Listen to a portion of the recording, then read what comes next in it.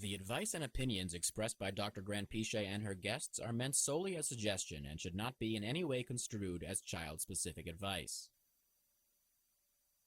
Dr. Doreen Granpeesheh is Dr. Doreen is an expert in autism. Doreen Granpeesheh. Dr. Granpeesheh. Dr. Doreen Granpeesheh. Dr. Doreen Granpeesheh is a visionary in the field of autism. Now you can ask her questions on Ask Dr. Doreen.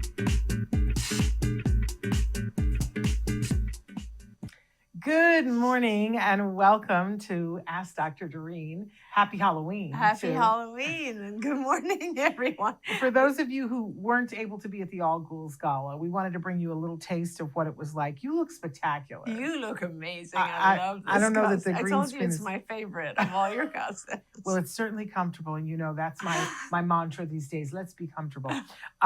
So anyway, I'm Shannon Penrod, and I'm here with the fabulous, Elton John this morning, but Dr. Doreen Granpeesheh, a true expert in the field of autism, I believe the expert in the field of autism. And we're so excited to be here this morning talking with you guys. As you know, we had the fabulous All Ghouls Gala, the 4th annual All Ghouls Gala on Saturday night. It was a great event. I would say we have so many people to thank, and we'll get into that. absolutely, yes. But I think it was, in my opinion, and a lot of others agreed with this, it was the best one we've ever think so, had. too. It was amazing. I think so too. We're going to recap a little bit today and talk about that, but we also are here to answer your questions, whether it's about Act Today or other things. I know our dear friend Parker has written in a question, and you guys can be writing in as well. We're live right now on Facebook, YouTube, Twitter, and really about a dozen other sites. And our fabulous Chris Desmond will start showing those to you on the screen so that you guys can see exactly where it is that we are live. We love your interaction. We know that while we're live, we have a particular set of audience members who like to join us then, and we love it when you guys interact. But we know that the lion's share of you are listening, in podcast. So we hope that you'll find that free. Oh, hello, Nicholas. Good morning. We hope that you'll find the free download wherever you get your podcasts, or be watching us on. There's 2 separate YouTube channels. Please watch this show on the Ask Dr. Doreen YouTube channel, but many different ways for you to participate, all of which are free. However, if you are downloading the free podcast, you will notice that you get some sponsor advertisements. That's Right. the word I want. Right. My brain is working today. No. Advertisements.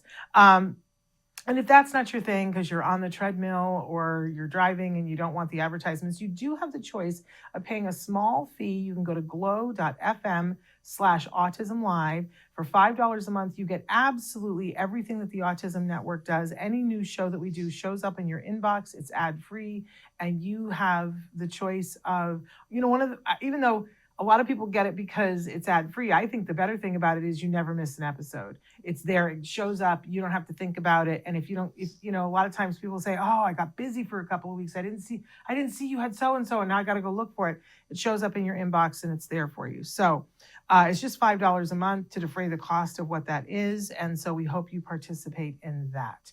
I also want to say our disclaimer here, everything we do at the Autism Network, our mission is to provide information and inspiration.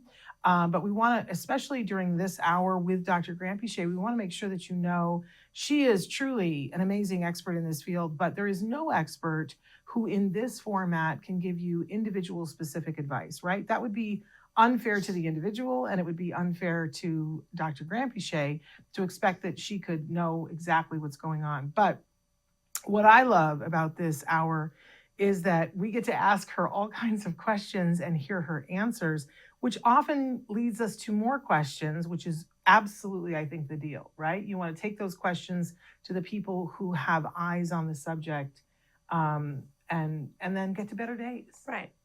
That's really what it's I think all it's about. kind of like what I enjoy about our show, Shannon, is that we have conversations about things that maybe will open up some ideas and paths. Exactly. Right. And, one of the things that happened while we were at the event the other night is that we had some friends from viewers that watched the show who showed up And that was just That was so delightful. wonderful. It's I so, know, it was so so nice. amazing when we get to meet you guys. And unfortunately, I don't know about you, but I was so busy running around most of the party that I didn't get a whole lot of time to talk to anybody about anything. Right. But to hug and see somebody is just Agreed. It really, was lovely. really, really fun. So we want to talk a little bit about Autism Care Today. A very interesting thing happened as people were posting things about the gala, Mhm. and they were posting and saying, you know, that it was all to benefit Autism Care Today. You know how on Facebook now, if there's a post, sometimes there's a little thing underneath it that says, you know, you can ask Meta a question Mhm, about. yes. And so there was underneath somebody's post, it was like, what does the gala benefit? Mm-hmm. Meta was going to answer. I was like, oh, well, I want to know what Meta says about Yeah. this AI. And it said, well, likely it benefits Autism Care Today because that's the charity that it supports. And then it had a little blurb about ACT Today, and it said it provides money and grants and resources, and it listed a bunch of things, but it listed research as one of the things. And I was Interesting. like, oh, well, this is where AI is wrong. And Right. I thought, well, that if AI has gotten this wrong, then we need to put more content out about exactly Sure, what ACT sure. does. Sure. So today we're going to talk a little bit about what ACT does, where that money Yeah. goes, and we're also going to deconstruct a little bit the night Yeah. for people who weren't there. And Nicholas, I see that you've written in a question. We're going to get to that too. But shall we show the video that Sure. Chris put together? It's very short, just to give you the highlights so that you can get an idea of what this epic evening was. Let's take a look. 2025 All Ghouls Gala.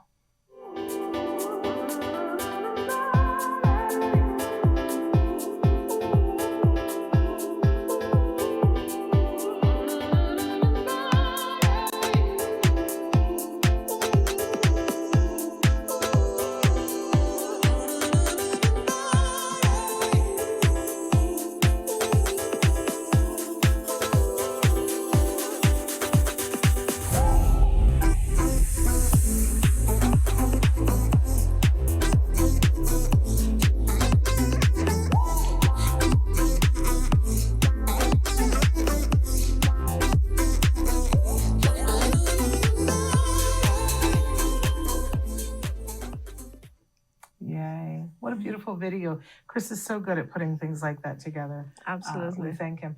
But what a beautiful evening. I have to say, you know, every year, maybe we should start by saying that you have this amazing person who comes in Oh yeah. and does the parties. Bahadur, yeah. And he does the tent and the food and all Right. of that. He's amazing. He really is. Yeah, they take care of everything. So I mean, it's just amazing that how they can manage all of it. It's Just- incredible. And every year it's different. Yeah, every year it's different. And I left him a message afterwards thanking him because it was just went so well. And he left me a message saying, we'll do something even better next year. I was like, okay. And he's a bit of a genius. Right. And I have to say, I have taken to just saying, I'm just, you know, Just let him do his because thing. I remember when they said when you guys said Yeah. orange and yellow umbrellas, and I was like, what? I know. What? Every year I do that. When Yeah. he tells me his plan, I'm like, that's not Halloween. You know? But it just ends up being so beautiful that I just Yeah. let him do his thing. Yeah. And he does weddings and other events. Yes, So if he's you- very talented. If you look at that and you're like, ooh, I want that, let us know, because Bahadur is amazing. He's got a Yeah. whole team of people, and A very large team, yeah. and they do amazing work. Okay, so that's just one of the people to thank. I think maybe we should take a second and thank the sponsors who make it Yeah, I possible. think that's very important, Yeah. right? Thank you for that because, you know, every year since we've been doing this, the sponsorship allows us to continue doing it, right? Because the sponsorship helps pay for the event so that everything else that we collect can go directly to the families. And I want to start by really thanking United Bank of Switzerland, better known as UBS, as well as JP Morgan Chase and Assured Partners Insurance and Nevers Palazzo legal firm. And the four of them are our main sponsors every year. And we're just so thrilled that they support us this way. Amazing. Very, very happy, right? And they they're hands-on sponsors too. They come to the event. They come to the event. They bring groups of people to Yes. the event. I'm very thankful for that. And I don't want to forget sort of smaller sponsors, Duffy, Chris Bowden. They are very helpful as well. And of course, there's a lot of people that just donate. Yes. And that is also extremely helpful. And a lot of people who help with just giving us things like the raffles or, the baskets that we auction and so on. And I want to do a particular shout out to Ike's Love and Sandwiches. Oh, right. That Ike was very adamant. It's funny because we were going to do it last year, and then the Dodgers were in the World Series, and Game 2 was playing last year, and it was in LA, and traffic was going to be a nightmare. And so we didn't do Ike's Love and Sandwiches last year, but we did this year, and it became part of they knew we were going to do this, that as you left the party, you got your swag bag, which we also have to thank Chaz Dean from When. Absolutely. Oh my gosh. Give us so much stuff. But so they got this amazing gift bag, and everybody has said to me it's the best gift bag ever. I know, the gift bags were incredible. It was off the chain. And so you got the gift bag, and you got a sandwich, and you got a coupon for another sandwich, and you got a lollipop. And people were the like, gift what? bags, well, the Win products, right? Oh my like gosh. Perfume and like those candles that were in there. This big 3-wick candle. It was just an amazing gift bag. In this huge, beautiful box. I love the box. The whole thing. Really good. It was really, really lovely. And so we want to thank Chaz Dean and Wen, and we want to thank Ike, who sent a cutout of himself because he couldn't come. So everybody was taking a picture with Ike. That's so great. Which is wonderful. So that was amazing. I had a team of people giving out the gift bags, and it took a team because there were so many things. Yes. It was just absolutely craziness, but fun craziness. And I love people's reactions to several of the things at the party. You mentioned Duffy, Chris Bowden, that they were the sponsor for the 360 booth. Oh yeah, the 360 was such a hit. And it was just such a lovely thing for them to sponsor. So that was totally free for everybody. And the videos that came, I'm just starting to see them, and they're hilarious. The videos are hilarious, yes. And the photo booth. We also had a photo booth, yeah. The gentlemen who do the 360 and the photo booth, I wish I could tell you what their names, but they are the most wonderful people on Honestly, the face of the I was planet. going to say the same thing. Every year I enjoy them so much. They're wonderful. They're just absolutely amazing. And there was one other thing that, a lot of these are your brainchild, right? But there was one other thing, and you created a wall. Did you get to see what they did with the wall? Yes. Yeah. Well, I mean, I was there for the beginning, yes, when they started. So there was a wall that had a hole in it, and we had an actor who played a lurch-like person, and he had his little minion. And so as you walked up to the wall, the minion said, would you like a glass of champagne? Yes. And then Lurch would snap his fingers, and out would come the glove with the champagne. Absolutely everybody who did it went, oh my goodness. Oh, that's so great. So the fun thing for me was, it was my kid with the glove handing out the champagne. I didn't know that. That's great. That was Jem, and he did such a good job, and they had such a good time. There was 4 of them on that team because Sarah's cousin Sio was back there pouring the champagne. You had to pour, Yeah. It was, and my husband was the runner getting the champagne, and I guess it was a team of 5. So, but they would all be so tickled because every time somebody would go, oh, at the reveal, they were that's great. So delighted. That's wonderful. So, I'm glad to hear that. Yeah. So there were all kinds of little things. We had actors on the spectrum who were atmospheric actors walking through and having interactions. It was a really good time. And we had some amazing celebrities on the red carpet. Yes, we did. I mean, Joe Mantegna. He's so incredible, has supported us for so many years. Just can't say enough about him. He's a mensch. He really is. He really is. And of course, Fred Melamed, who's been with us all 4 years. Also as well. He was on the show just 2 weeks ago, did a brilliant interview. Oh, really? I did not realize that Fred, I knew that he had a son on the spectrum. I didn't realize he had twins on the spectrum. Oh, I didn't know that. And they are at opposite ends of the spectrum. Oh, wow. The 2 of them. What a story he has to tell. That's amazing. So 2 weeks ago, we did a show with him. You guys should watch, because what a match. Yeah. These men wonderful are just people. But we had a lot of soap stars on the carpet. Yes, you did. We had of course, a big portion of the cast from Love on the Spectrum. Yes, that Because- was lovely to have all of them there. Yes, they were. The show Love on the Spectrum was one of the honorees, and of course, the other honoree was the fabulous Chelsea Darnell, Yes. one of the sweetest, nicest people, and her family. Oh my So goodness, sweet, they're so so lovely. sweet.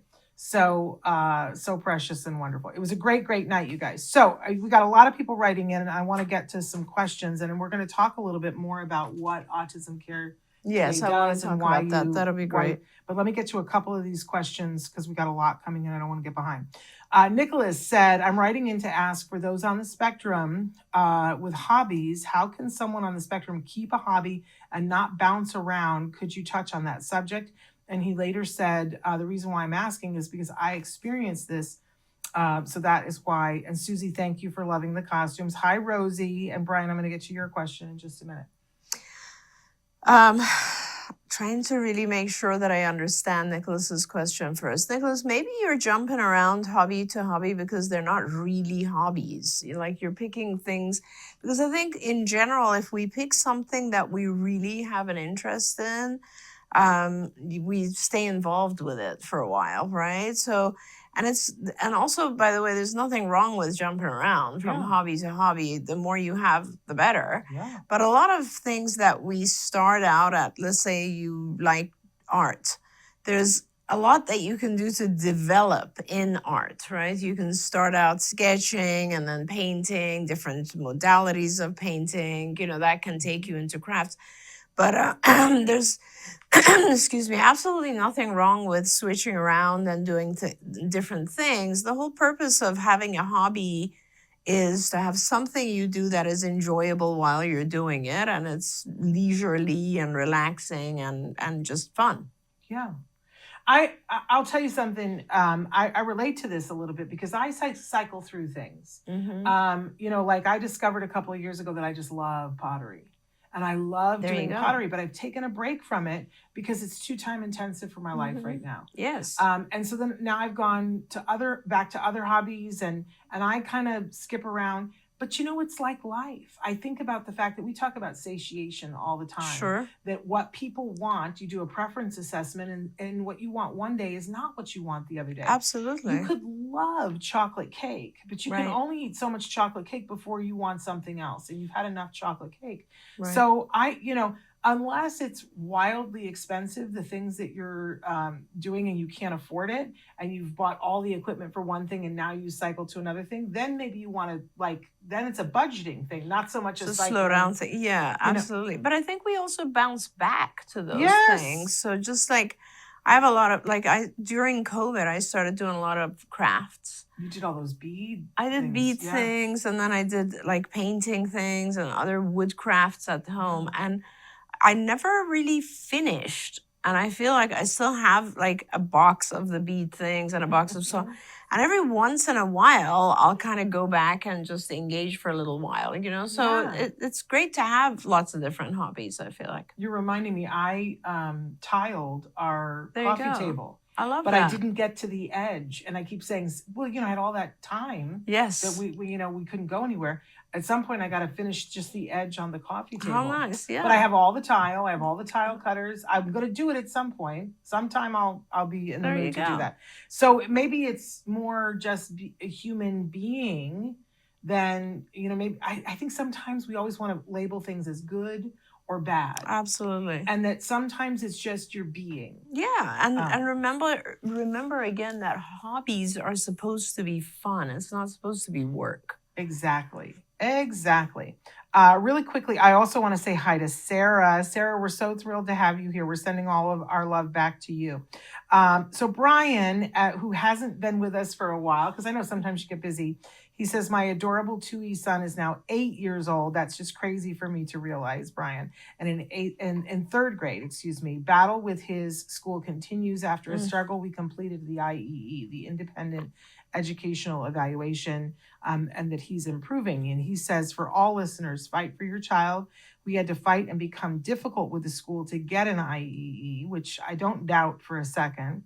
Fight, friends, for your child. And he says, OMG, we are hands-on with his teacher 24/7, but he listens to them now. wants to know any thoughts about IEEs. The psych assessment was hard on us. How the stress is lower. Now the stress is lower. My marriage struggle is improving. Any thoughts about IEEs from you? I have thoughts.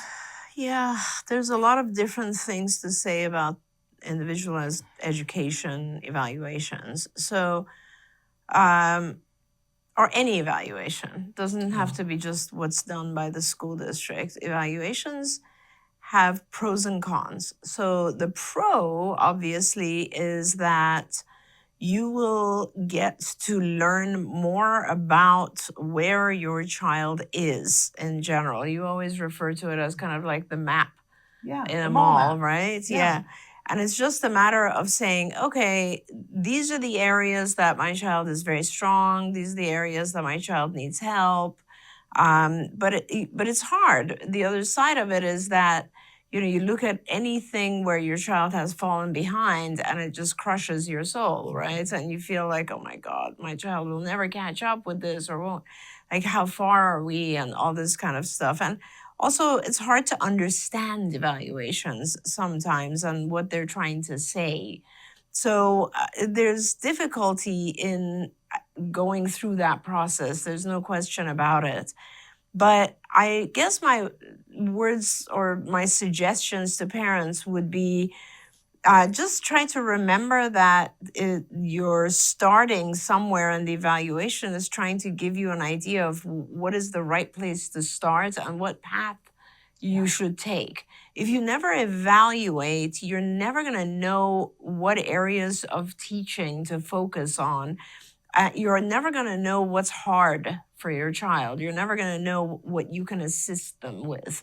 So those are the benefits. You know, it kind of helps. Without an evaluation, I feel like everything we're doing is just cookbook and doesn't necessarily apply to your child. The evaluation is what makes it very specific to your child. So I kind of want to just keep saying that, because I know how stressful evaluations can be for parents, but I also think that they have value. Absolutely. And I just want to say, for anybody who's unclear about what the IEE is, school gets the opportunity to evaluate your child, and especially every 3 years. They have the right to evaluate your child. Now, you have the right to say no, but if you say no, then they are not going to give you services. It just comes down to that, because they wouldn't know what services are they giving, just exactly for the reason that you described. But school gets a shot to do evaluations. It is important to note that if you have people privately doing evaluations, that they can't do the same evaluation within a calendar year. It invalidates it. No, you can. Okay. Only a certain type of evaluation. Okay. And it doesn't invalidate anything. It's an ethical issue. Okay. So with testing of especially IQ, just intelligence quotient. So those tests are supposed to not be administered more than once a year, because of lots of different reasons. One is that the child may have a very good memory and they might memorize the entire thing, and then we're getting an inaccurate response because they've memorized the answers. So that's the main reason. But where you were going, I was going to say, it's also very important to note that if you disagree with a school evaluation, you can absolutely have an independent evaluation done, and you can go to the IEP and you can say, I'm sorry, but I think my evaluation holds, and you can argue that. You absolutely can. That's a very important fact you were bringing up. And you can say, you can't, I was always taught you can say, if, for instance, we used to have back in the day when there was an assessment arm to card asked to do assessments with my son every year. So then when they would ask to do the triannual for the school, we would have to say to them, well, we've already done this testing, you'll have to pick something else. But if you aren't in that position and school does their testing and you don't agree with it, you then have the right to ask for the IEE. And when you ask for it, the school has to give it to you, but they will make it a fight, Right. and the school has to pay for it. Right. I think that's the thing that a lot of times parents don't know. School has to pay for it, and you get to pick who does it, not the school. Right. School will give you a list of people and they'll say, well, we recommend this person. They'll give you a list. You can say, thank you, I'll take this list and I'll peruse it, but you can come back with somebody's name who's not on the list. Right. You have that right. As long as it's a licensed, credentialed individual. Yes, thank you for bringing that up. So, that is your right to do that. And then the school has to take that IEE into consideration. Now, if the IEE agrees with what the school said, then, that's going to be a no-brainer. They're going to go with that. But a lot of times the IEE will show something different than what the school showed. Yeah, that's a really good point. It might show something different, but it might also be interpreted differently. There we go. So, and let's talk about some of the tests that are done as part of a more global larger evaluation. So, schools nowadays, a lot of schools nowadays can no longer do IQ evaluations, right? So that's something that you can do, which is intelligence quotient. But schools will do things like speech evaluation, occupational therapy, or physical therapy evaluation. They might do academic evaluations, assessments that will help, just developmental assessments, neurological assessments. It really just depends on your child's needs.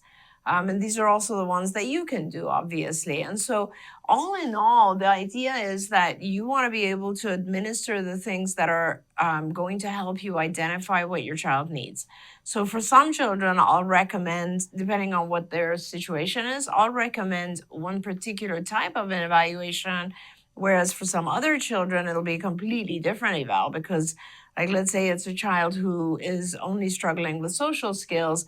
I'm going to start looking deeply into their social communication abilities, and I'll want to know how advanced their language and communication is. I'll want to know how they are amongst peers, what their social skills are, so on.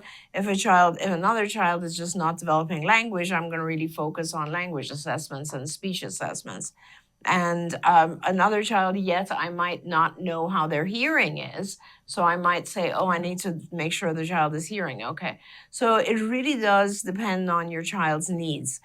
And that is very important because you have a whole battery of assessments that can be completely different and they're focused for your child.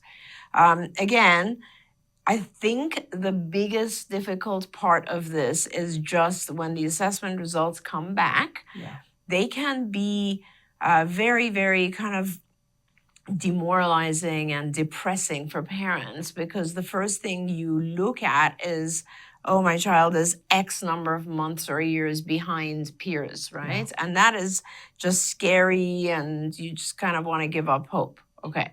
And also remember that schools are trying to assess in order to figure out how to fit your child into whatever services the school can provide. Yeah. You're not doing that. You're trying to assess to figure out what your child needs and then get the school to provide that. And those two things might be completely different.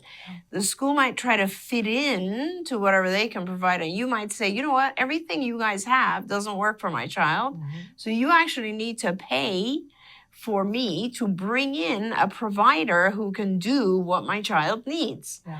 That's, I think, the most important part of this, right? And so a school will say, well, we're going to place your child based on these language results. Let's say we're going to put your child in this classroom, and you can come back with the individual who did the testing for you.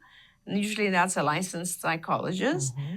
And they will testify for you and come to your IEP. And if it goes further, they'll keep coming and they'll say, no, this child doesn't need this classroom. This child needs one-to-one ABA and this amount of speech and that amount of OT. Yeah. And they need an individualized program which fits the child. That's, I think, where the assessments become very valuable because they help you really get what's important for your child. Absolutely. Brian said, thank you, Doreen. Years later, our patience in fight is showing results. I'm so glad. He is now writing paragraphs. Busy Oh. brain to paper writing problems are important to understand. Great. And he also wants us to remember, to remind everybody that you can go to due process. If you're not Yes. agreeing, that is the next step that you do. And that is, everybody should, I remember being always so frightened about going to due process, but Right. you don't have to be frightened about it. Raina said, good morning, ladies. Love the costumes. Love that. I'm going to take a break here and talk a little bit about Autism Care Today, but then actually Parker wrote in about classroom stuff as well. Okay. So if we could just talk for a second about what Autism Care Today is, how you founded it, and what the purpose is, what it does. Right. So it's a very special year actually for us because it is our 20th anniversary, right? So we founded Autism Care Today 20 years ago. A parent and I together, Bill and Puerto Cernias, I want to just give them a shout out. They, together with me, we founded this organization. We very early on added some other very wonderful individuals, Greg Anderson and Jay O'Connor, who are still on our board, also parents. And they are amazing people. And what the whole purpose of founding Autism Care Today was that I wanted, there was, back then, and I think even now, there were very few charities that focused only on services, helping families directly. There's tons and tons of 501c3s or charitable organizations that fund research, many that you can apply and get a research grant, but there are not organizations that fund help, services, treatments, and so on. And so, I'm not aware of any others right now, but that is what we do. Autism Care Today, the funds go to services for individual children. So the way that it works is a person will apply for a grant and then they will say, I want lab tests done and I can't afford it. And we'll say, okay, who do you want to do your lab test? And they'll say this doctor, and we'll send that doctor a check. And the doctor will then be able to provide those services. Or a person will say, I need safety equipment because my child runs off and I want fencing. And we'll say, okay, go ahead and find a fencing contractor and send us a bill. And they will, and we will pay for fencing around their property. Or a parent will say, my child is completely nonverbal, non-vocal, cannot talk, and we really want to purchase an iPad or an AUG device, augmentative device for typing. And we'll say, okay, no problem. Tell us which one, how much it is, send us the information, and we will purchase it for you. So that's what we do. We've done things as expensive as service dogs, even in some cases, but generally speaking, the grant amount per cycle per child is $5,000. So you can apply multiple times. So you can apply this grant cycle and say, I need fencing, and we'll pay up to $5,000 for it. And next grant cycle, you can say, I need stimulus materials, whatever it might be. And that's what we've always done. And, it's harder nowadays to raise funds, I think, than it was. I feel like a few years ago, before COVID, it was easier to raise funds for charities. But that's what All Ghouls Gala is. It's our biggest event, and whatever we raise there goes to kids. I'm glad that you brought this up because I want a person that goes, we don't mention, but none of this would be possible without Sarah Twiddell. Oh my goodness. None of it. Sarah Twiddell is an amazing individual who basically plays two roles. She's, first of all, my executive assistant and runs my life. But secondly, she runs Act Today, and she just does everything for Autism Care Today. And she runs this entire event. Yeah. And she does an incredible, incredible job. And she is the one that manages the ACT grants and Mhm. sends out funds and gift cards and Visa cards and so on to Yeah. people. And so she's a huge reason that we can keep doing this. Absolutely. She's amazing. And those of you who are like, well, I'd like to apply for a grant, there was a grant cycle that was open from September 18th to October 18th, but Sarah extended it. Great. So it goes through till Friday night at midnight. So you still have time if you want to. You can go to act-today.org and you can apply for a grant. Yeah. We are never able to fulfill all of the grants. There are too many requests. Which means we're constantly talking about fundraising, Right. and looking for help, because one of the questions that one of the questions people ask a lot at the party is, how can I help? Yes. And there are myriads of ways to help, and there Yes. are myriads of ways that you can become a fundraiser in your own neighborhood. And one of the things that I think I've discovered over the years is that people think, well, but I can't do something big like an All Ghouls Gala. And Right. nobody wants you to do something big like an All Ghouls Gala. That's not what's expected. If you want to do a lemonade stand. Yeah, anything. I mean, I told people at the party, at the Yeah. event, at the gala, like, if you can afford $10, it Yeah. helps. It helps a child, it helps a family. So, and there's lots of different things. Like after this event this time, two of actually my kids' friends who were there went back to their companies and gave Act Today as their charity and told their companies to match charitable donations. And one of those companies is NVIDIA. Nice. So that's an amazing thing. And if we can Yes. get some donations from them, I'll be very happy. Oh But my gosh, yes. matching is something that most large companies do. And, for companies, it's beneficial because they will write those amounts off of taxes. So they're reducing it from the taxes that they have to pay. So please do that if you can. There's lots of other ways to help. There are lots of companies too that just do a straight payroll deduction. Yes. If you want right. to donate, that's a wonderful thing to do. That you can say, I want to give $5 every paycheck Right. that goes to Act Today. That's huge. Right. Across a company, across the world. So many different ways to do things. We've had people do little the idea that something you could do would be too small is just completely Right. the opposite. If you can raise $25 for Act Today through a lemonade stand, imagine if 100 people did that might be somebody's grant. Exactly. Right? So, Exactly. so please let us know. And we had so many people saying that they want to help next year, want That's to be great. volunteers. That's So that great. was very heartening. It's a really important charity. And I know as a parent, I'm constantly looking for other parents too, and what's available. But I am not aware of another charity in this world that says to an autism parent, what do you need? Right. And then you can apply for the grant that way. I will tell people when you're applying for the grant, there is no income cap. They will ask for your taxes because that's important, but there's no income gap. They will ask you a couple of questions about your family, and it's important to fill all those things out because sometimes we get a donor who will say, I remember a couple of years ago, there was a death in a family, and they said, we would like to donate in this person's name, but we're just going to donate to families in Arizona. Right. Or they'll say, well, we just want this to go to military families. Right. Or right. sometimes we get a grant and they say, we just want this to go to card co-pays. That's right. For parents, so people can earmark when they donate. So it's important to fill that part of the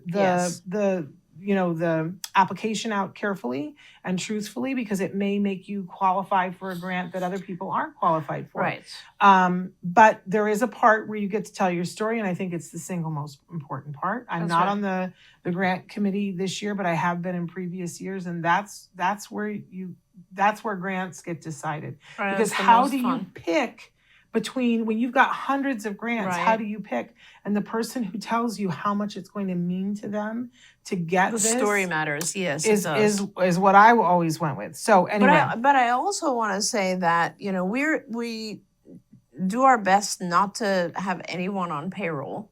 Yeah, and we don't want to use any of these funds for staff or lease or anything like that. Yeah. So bear with us when you reach out, because it's very, very few people, and it's all Yeah. volunteers. And what we're trying to do is just make sure that all the money goes back to the families.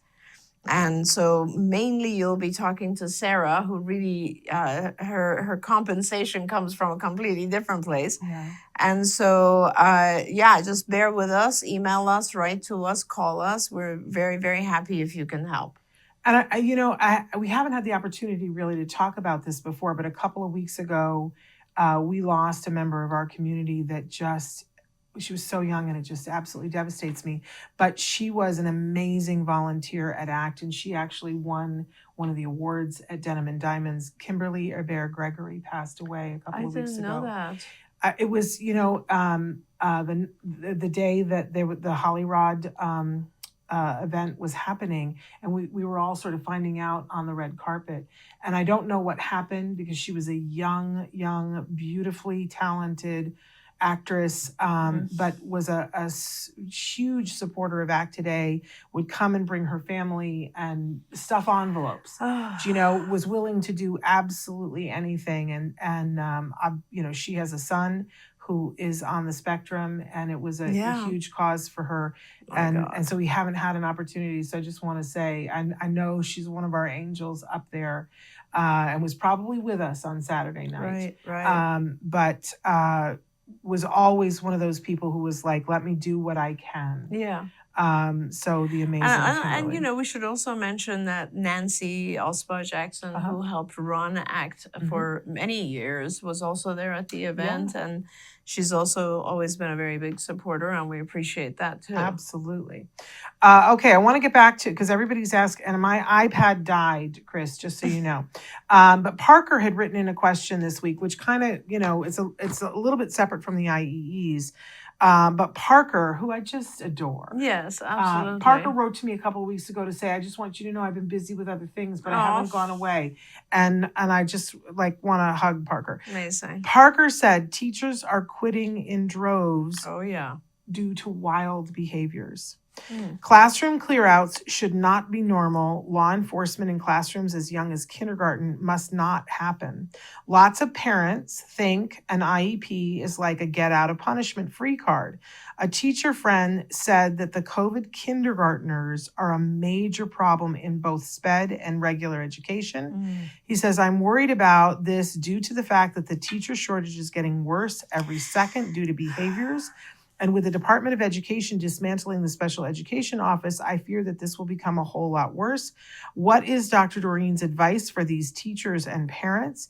If these behaviors happen in middle and high school, law enforcement and criminal charges are likely to happen. So he said, we got to prevent these behaviors. Yeah. I mean, what a thoughtful comment and question, Parker. There's a lot that can be done. I think what happens, unfortunately, is that when there's just too much demand, which is really what's happening right now, as you very wisely said, the resources going into education are so minimal. So it's a big shortage of teachers to begin with the Department of Education, I guess, losing so much funding and so on. That's another issue. But so what happens as a result is that there's still that, and of course the prevalence of autism keeps going up. So we have lots and lots of need and demand and very few resources. And when that happens, what happens is that, chaos ensues essentially. And all we end up doing is trying to fix the consequences. So we've already thrown a lot of children into this scenario, and there's not enough resources to deal with it. So now we're in a position where, yes, as you said, Parker, some of the children, they receive inappropriate punishments, or they are causing so much damage because no one originally taught them appropriately.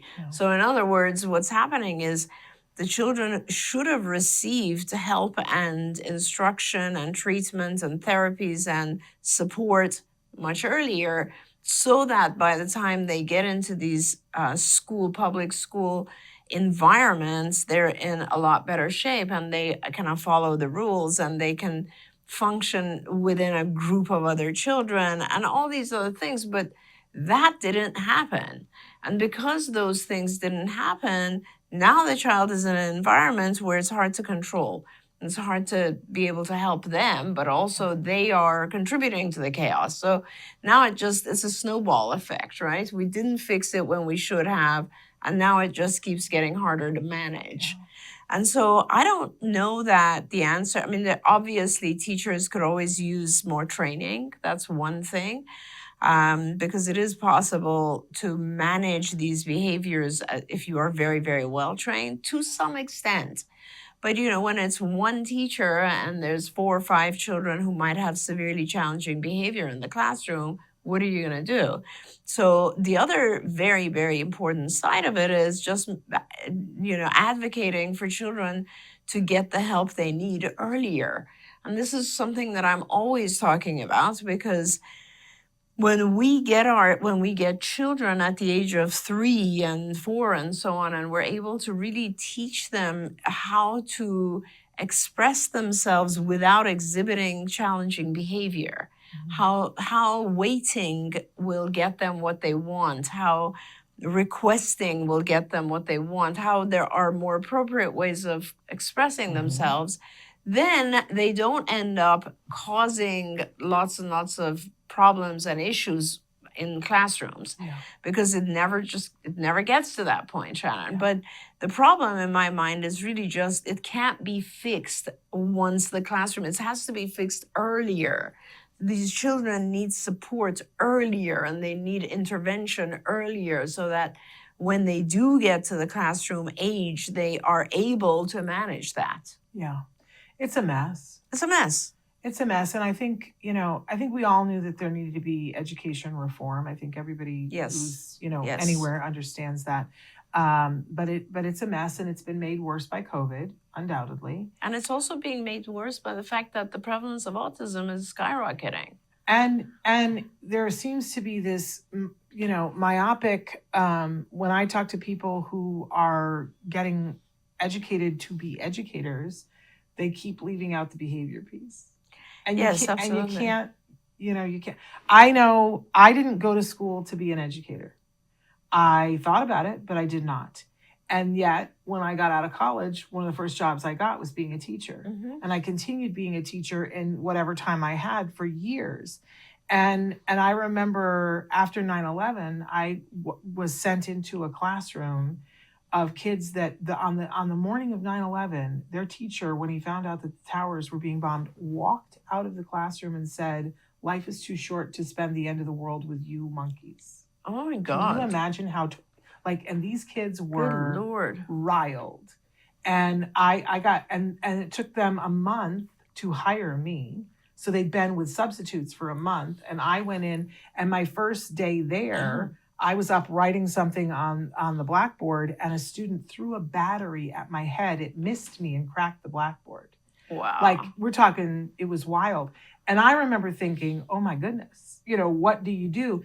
And they sent me, they had a 1-day in-service they sent me, and I now understand that what they taught me at that in-service was the things that we talk about, the 4 usual suspects of behavior, and what to do for that. I took that information and I went back to my classroom, and my classroom ran like a well-oiled machine. Yeah. So my point in telling that is it doesn't take a lot. And maybe we'll do a show for teachers at some point to say, here's, here are the 4 behaviors and here's what works with those. Because attention, if you just understand how to deal with somebody who needs attention in the classroom, you can make life instantly better. It's so true, yeah. Instantly better.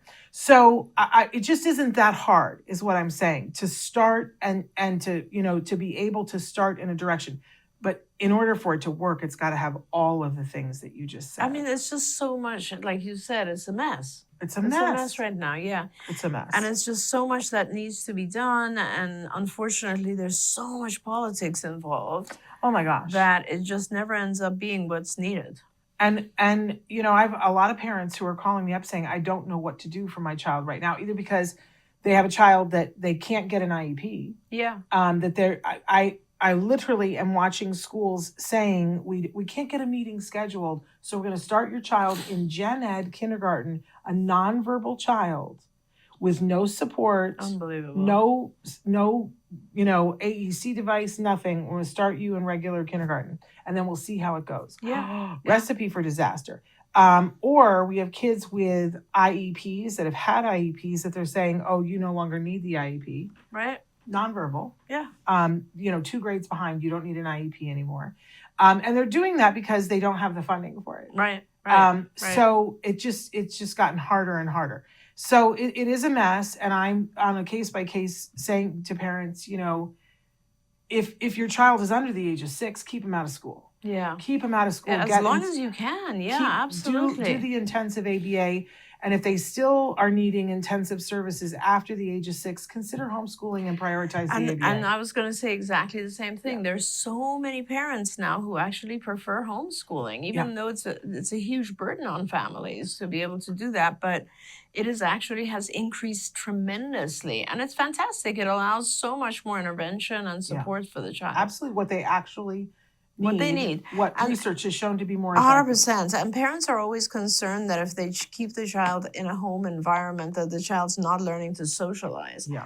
And what I always tell parents is your child is not going to socialize until they have adequate language and all this sort of stuff. It is never too late to teach the child to socialize. And we will do that once the child has actually learned some more very basic and important skills. Yeah. Raina had got asked about the IEEs. She said, does one schedule finalized IEE meeting? So after it's done and you want to talk about the results, yes, do we go over it with the people who did it and then with the school or just the school? You definitely want to go over it with the person who gave the results, right? But the school may insist on being there. I would think. Yeah, if the school had their school psychologist administer it, then there will be a meeting like an IEP, and you will go through it to some extent with the school psychologist and the school administrator, resource specialist, all the people who were involved with autism. If you had an individual do it separately from the school, then you will be going through that with the psychologist privately, and then the psychologist becomes part of your team and your child's team, and then they will come with you to the IEP and they will present the results to the school. The one thing I will say, though, I think that there is a little bit of a difference who's paying for it. If it's your expert and you paid for them, you can disclose or not disclose what that person said. Yes, the school that's has very no true. right to that Actually, information. it doesn't. I think you.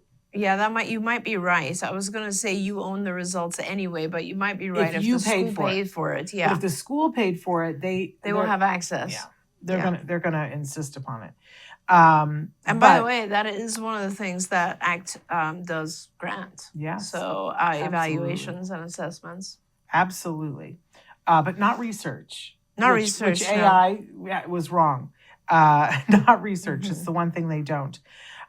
So I just want to take a minute here. We've got a couple of minutes left and say, once again, if you want to apply for a grant, you should do it. But I would love for you to take just a minute and talk about what it was in the beginning. I've heard you tell the story before about why you decided to start it. I'd love for you to share that. Well, it was mainly that I saw so many children who were, I think the one that really got to me. I mean, there were so many children that needed some sort of help or another. And I was just thinking, oh my God, we got to do something to help here. And I think the main thing that really shocked me, so it was very beneficial when we found out that, okay, we're going to have insurance coverage for this. Like, it was an incredible thing for so many families could not afford ABA without health insurance coverage. But once we got health insurance coverage, I was absolutely shocked to find out that there are some families who are reducing the number of sessions that they receive because they cannot afford the $10 copays. Yeah. And that was, to me, mind-blowing, because I was like, oh my God, the value of 1 hour of ABA, and you're giving it up for $10. And so that moment for me was like, we have to fund that $10 so that parents can get more and more of this for their children. That's the first grant we started, was Yeah. matching copays. We were Yeah. paying for copays so that parents would your insurance would hit its maximum, and then you could just go ahead and receive all full coverage for ABA. Yeah. But then from there, we realized there's just so many other things that Yeah. families need help with. Well, you've always been at the forefront of making sure that the individual is healthy. You've Health, always, medical, that and- was such a and- big one for me too. and now since you returned to card, you've coined the term medically enhanced ABA. Right. And yet a lot of parents, it's very interesting because I just went to the TACA conference and I was sitting at the card booth at one point and there was a big sign that said medically enhanced ABA. And a parent came up and said, "But you're ABA." And I said, "But Dr. Granpeesheh was always on this page." Oh yeah. She was always on this page that the child has to be healthy. 100%. I was in the executive board of the Defeat Autism Now group before the majority of the physicians who are now active in the Yes. field. I was very, very involved with Dr. Bernie Rimland, who founded the entire movement, because it was really obvious to me very early on, Shannon. I think two things became very obvious to me and pointed me in the right direction. One was that I noticed very early on, and I'm talking early 90s, that a lot of parents that I was doing intakes with, I was about asking them questions about their kids, would have their child on antibiotics for a very long period of time. And it just felt so strange to me. I was like, why are they on so many antibiotics? And so I started to really dive deep into that and learn what overuse or lengthy use of antibiotics can do to your gut flora, and what's that whole process of dysbiosis, and what gut, when you don't have the right bacteria, what does it do now to your brain and the leaky gut and all of this back in the early 90s. And so that became like oh my God, this is definitely happening with a lot of our kids, because then I noticed how many of our children had severe gastrointestinal issues.